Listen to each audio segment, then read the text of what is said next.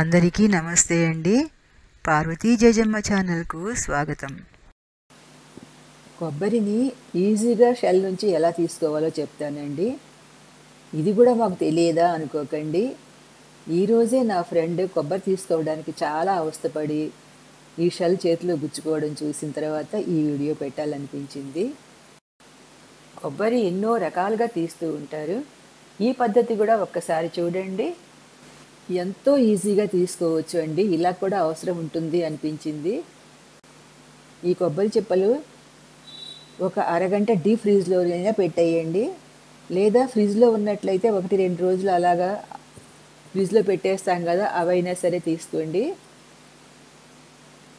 వాటిని బయటికి తీసి ఫ్రిడ్జ్ బయట రూమ్ టెంపరేచర్లో 1/2 గంట ఉంచండి. గట్టిగా ఉన్న కొబ్బరి కాస్త మెత్తబడుతుంది.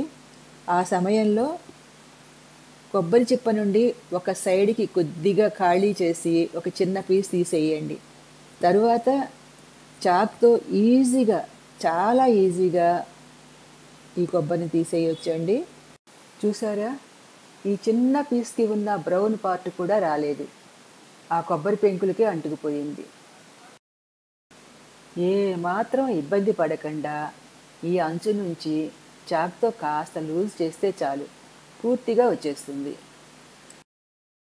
చూసారా, కొబ్బరికి ఉన్న బ్రౌన్ పార్ట్తో సహా రిమూవ్ అయిపోయింది. మళ్ళీ ఆ బ్రౌన్ పార్ట్ పిల్లర్తో తీసుకోవడం అలాంటి అవసరం కూడా ఏమీ లేదండి. ఈజీగా వచ్చేసింది.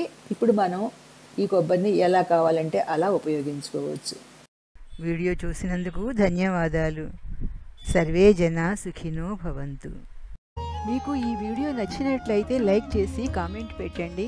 కొత్తగా చూస్తున్న వారు అయితే సబ్స్క్రైబ్ చేసి బెల్ ఐకాన్ క్లిక్ చేయండి. థ్యాంక్ యూ అండి.